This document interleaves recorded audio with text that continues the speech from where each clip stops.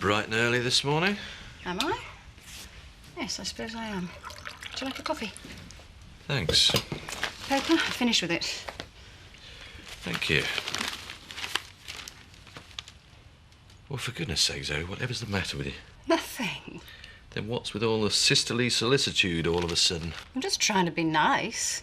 Nice? Well, nice I can handle. But compared to how you've been recently, this is like you've had a personality transplant. Really obnoxious sometimes. Possibly. But at least I'm consistent. Actually, I'm not just going to let this go. I'm not going to go on pretending that there isn't a reason why I was trying to be nice to you just now. We both know exactly what's happened. Do we? Yes. Charity's moved out. In spite of your apparently open-ended invitation for her to stay. And you're angry. And you're hurt. Oh, I see. I'm angry and hurt, am I? Yes. You never admitted, of course. Why do you think she decided to move out when I'm such an obvious meal ticket? I don't know. I suppose she must have had what seemed like a better offer. I see. I'm really sorry to have been proved right, Chris. I really am. I'm actually sorry for your sake that it's over. I'm sorry that she was shallow and fickle. I know you're hurting, but she was a disaster.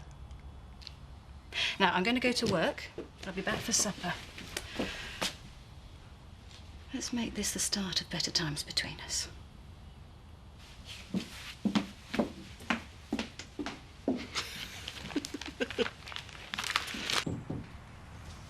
Finished? Yeah, yes, thank you. Do you know, I was thinking, I thought I might try getting up today, if you wouldn't mind giving me your support. Of course not. Now you mean? Right. Oh, here we go. Oh, there we are. Oh, damn it. Damping still isn't right. Early days. You just need a bit more rest.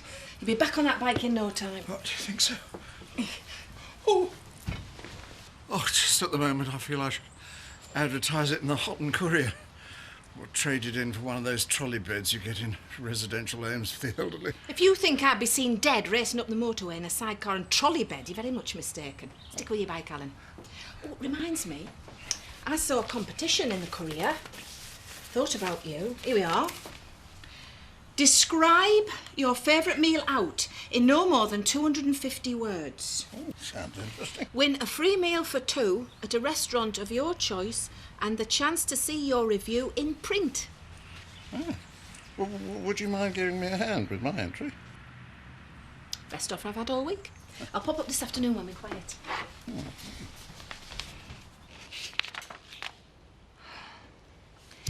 Things don't look very good, do they? No. I mean, I don't think it's because of anything we've done while Jack's been away, but... No. He's been having problems for a long time. But things have definitely got worse. It's the cost of keeping the herd on. Well, the sooner we get the all clear on the TB, the better, but... You think it's going to be too late anyway, don't you? I'm not saying that. It's just difficult to see how Jack or anybody could turn things around now. We're going to lose a file, aren't we? Andy, I'm not saying that. I'm sure there is a way, but I just can't see it because I'm not a farmer. But you know about business. Dad always said that. Oh, we need Jack, really. I wish he was here. You missed breakfast. Anyway, it's no matter because it's not far off dinner time.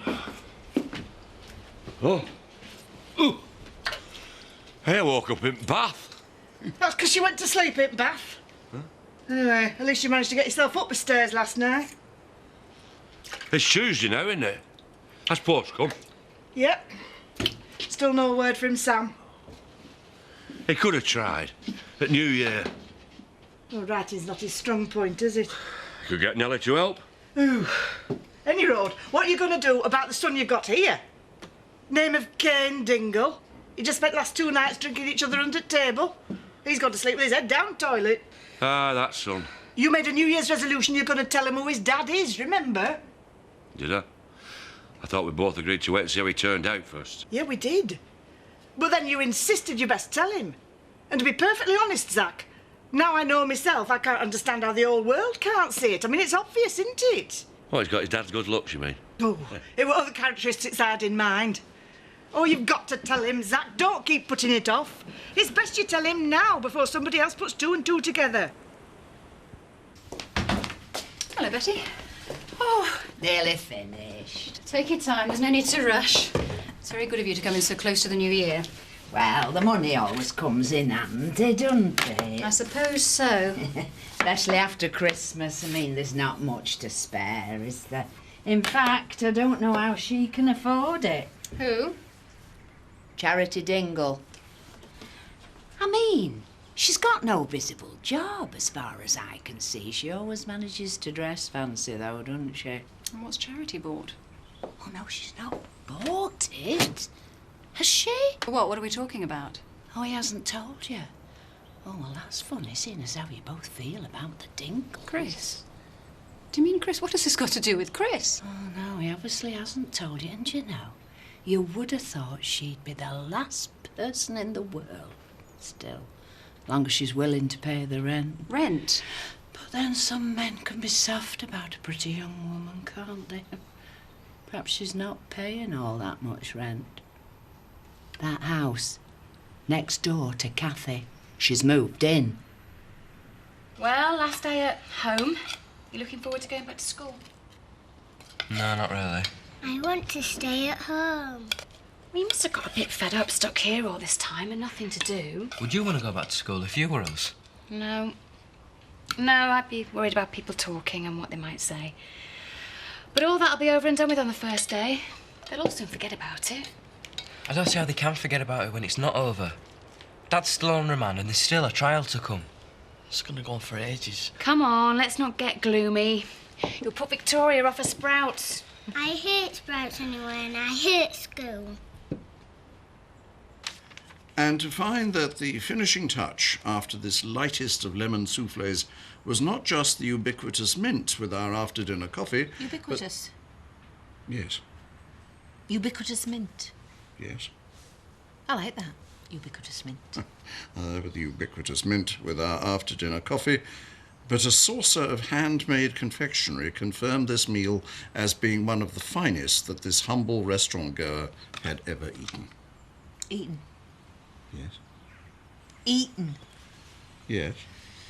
It sounds a bit... Pedestrian? Yeah, well, after ubiquitous. Consumed. Devoured. Sounds too greedy. I shall look it up in my thesaurus. No, hang on. What about enjoyed? Enjoyed, yeah. This humble restaurant-goer had ever enjoyed. Fantastic. It's made me hungry anyway. Oh, would you like a piece of my convalescent cake? Marlon Treasure bought it. Convalescent cake. What was wrong with it? Want I bring you some tea? Thank you, Bernice. I'm sure that will be very refreshing. Will it? Or will it be reviving? It could even be invigorating. It's all right, love. It's cabin fever. Have a ubiquitous chocolate.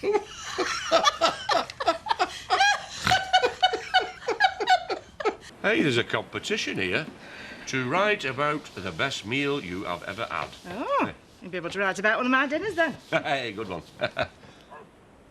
I could do it. I could do that if I had a way with words. Like. Don't get up. Just came to see how you were doing. Beer, sir? I don't mind if I do. I wondered, you know, now that Charity's moved out. It's been hard, Seth. Treated her like my own daughter and she does this to me. Had to get blind drunk.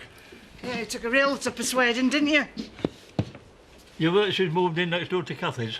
She's not. So, she's not fit for his own house. He has to set her up with her own place, like the tart that she is. And what about your other problem? Eh? Shall we go for a bit of a walk? Take our beers outside. Go for a walk? Nah. Oh, with Lisa? No. Oh, go for a walk. Sorry, Lisa, love. We've got to go and see a man about a dog.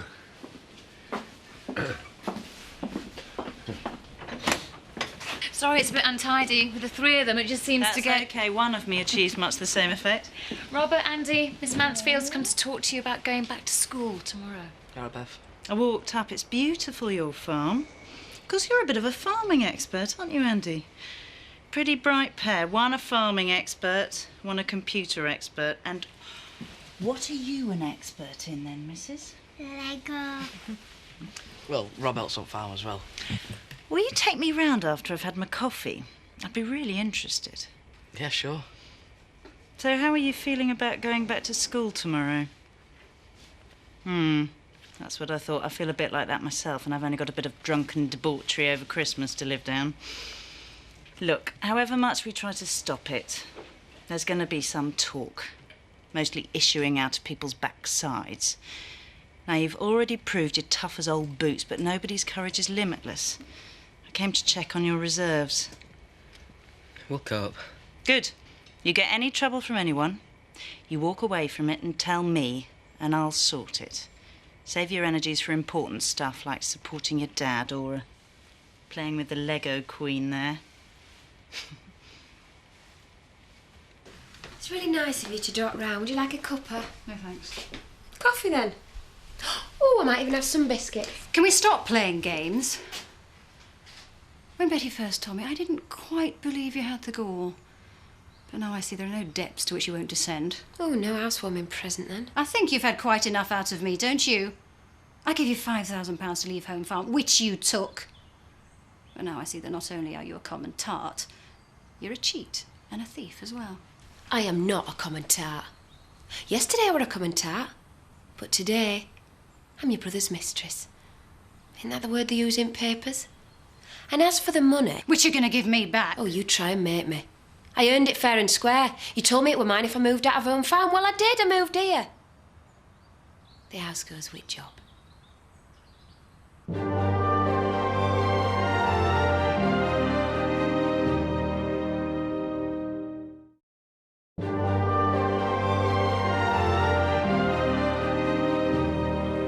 Lisa wants me to tell him, but there's no love lost there on either side.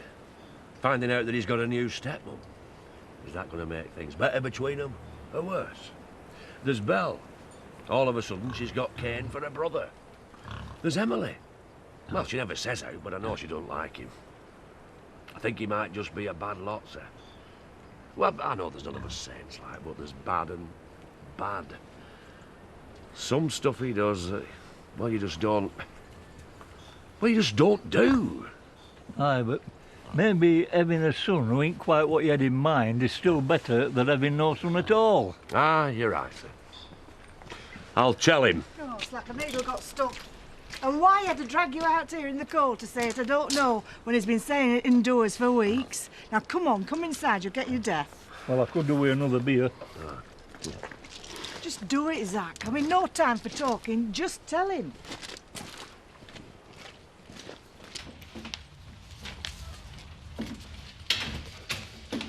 Hiya. You have a nice day. Arrogant, selfish, manipulative, deceitful little creep. Well, not little, Zoe. I resent that. Don't you dare try and make a joke out of this. Hang on a minute, Zoe. You're not being very friendly here. I thought tonight was going to be the night domestic bliss returned to Home Farm. You had a complete fool out of me this morning. No, actually, I didn't. You did that all on your own. You let me think it was finished. You let me be nice to you when all the time... Now, look here, Zoe. You made several assumptions this morning, and all of them grossly wrong. And if I didn't disillusion you, it was because it was very revealing being on the receiving end of your so-called sympathy. Selfish? You didn't give a damn about my feelings, about what I might have wanted, did you? All that mattered was that you thought you got what you wanted. Well, you wanted Charity out of Home Farm. She is. You've put her in that house. Yes, I have. It's my house. She is going to come between us, Chris, for the rest of our lives. Look, I don't know about that. But you're right about one thing. Well, I hope so anyway. She's going to be around here for a long, long time to come. Oh, you needed at the restaurant? No. All's under control. See, Carlos, Successful restaurant, it's all about getting your mise en place right. Oh, is that right? Mind you, I'll be off in a minute, ready for the evening rush. That is going so well for you. Things could get a bit slack at the diner sometimes. Oh, no, it's a completely different operation of share Marlon to the diner. It don't get slack. It's the main difference. Good. We're really pleased for you, aren't we? How about the wall pack then? You get slack at all over New Year's sale? No, can't say we did really. Good. All nice and busy then. Actually, Marlon, if you can hang around for a minute or two, I've got something I'd like you to taste. Well, perhaps for a bit. Only take a minute. I see she's not here then. Oh, Charity Dingle. Now, Betty, stop it. How's Mr. Turner doing with his back? Oh, to be honest, Seth, he's laid a bit low in more senses than one. I can give you a couple of pints to take up on a tray if you like. A good idea, get me away from wagging tongues. It's a matter of public information, Seth. She's moved in next door to Kathy. Really? I've seen her already. That house belongs to Chris Tate, you know. Alan Turner's not the only one who's been spending time on his back then. You don't know that. Hey, it's like them MPs that you read about, isn't it? It's a scandal. This community is being contaminated, and it's time we did something about it. Including refusing certain people service at the local hostelry. What can I get you, love? Well, who'd like a drink? There's room for two more on there, love. Go on, I'll have a sweet sherry with you, love. Oh. OK, Victoria, let's go and get you a bath, ready for school tomorrow, hey? I don't want to go to school tomorrow. Oh, come on now. Robert and Andy are going back to school tomorrow as well. Andy's not. Shut up. Yes, you are. What does that mean? He says he's going to work on the farm. Well, you know it needs it. You said that you might not go as well. What? I only said I might not. You're going, both of you. He's not. I'll talk to you two later. Robert, you do the washing up while I'm upstairs. Andy, you can dry. I'm not doing it. Do it!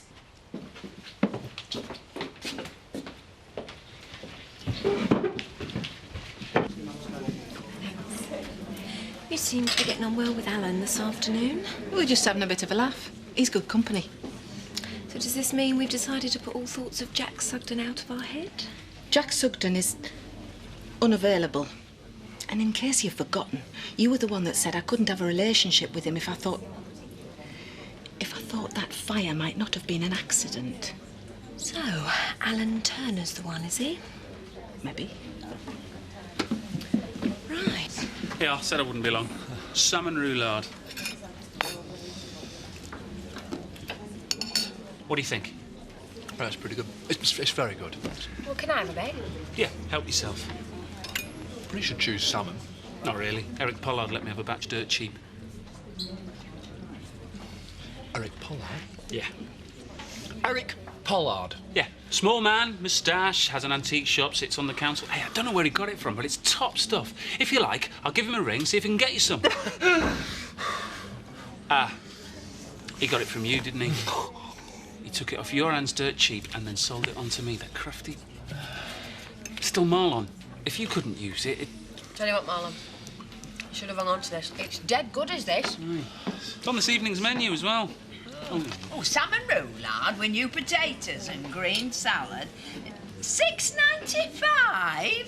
Can't afford it. Those of us who've led a decent, God-fearing life haven't got that sort of money to throw around. Well, you chose the wrong side then, didn't you, Edna? But I'll tell you what, I'll treat you both. Because I'm celebrating. So that's one for me, one for Betty, one for Edna. No. And one for you, Marlon. So why haven't you done the washing up? Didn't feel like it. And what was all that stuff about school and in front of Victoria? We just don't want to go, that's all. Well, you've changed your tune since Bev Mansfield was here. Then it was all yes, Bev, no, Bev, 3 bags full. How come she gets all the gutsy and the tough as old boots bit and I get all the trouble and all the cheek? I know it's difficult, but you really don't have any choice about going to school tomorrow. And it really doesn't help to make out that you have in front of Victoria. I've got enough on without you two messing me about. I need your help. I need you to behave like adults. I know you're dreading it and you're missing your dad. And hey, I'm probably no substitute, but actually I'm all you've got. So come on, guys, is it a deal? Go on, prove it. Prove that she's a gold digger. I can't prove it. I just know that she is. Well, I can prove that she isn't. For one, I know about the money. I know that you offered her £5,000 to leave Home Farm because she told me. She told you? That's right. And that reveals certain things about you, Zoe, that I wouldn't like to name. But the one thing it does reveal about Charity is that she's not a gold digger. Just a minute. She told you I offered her this money? Yes. Did she tell you that she actually took it? But don't you see? She wasn't going to take it. She was on her way out when she told me about it. I mean, she was leaving, not because of the money, but because of you. She was always going to go on seeing me, but then I offered her the cottage and, well, she must have decided to take the money then. Why not? She was only fulfilling her side of the deal. All that proves is that she's got a head on her shoulders and that you're a fool. £5,000 worth of fool. The point is, she's got the house and she's got the money because she's got you. You know what this is, don't you? What? This is history repeating itself. And you're the fool because you can't see it. But this is like Kim with Dad, and you're being as weak as he was. And like Kim, she is going to have the whole lot one day. But she is never going to get her hands on Home Farm. Shall I tell you what you are, Zoe? You're jealous. You're a dried-up, jealous old spinster who's having to play the jealous wife with her own brother because she's failed in every relationship she's ever had with both genders of the human race.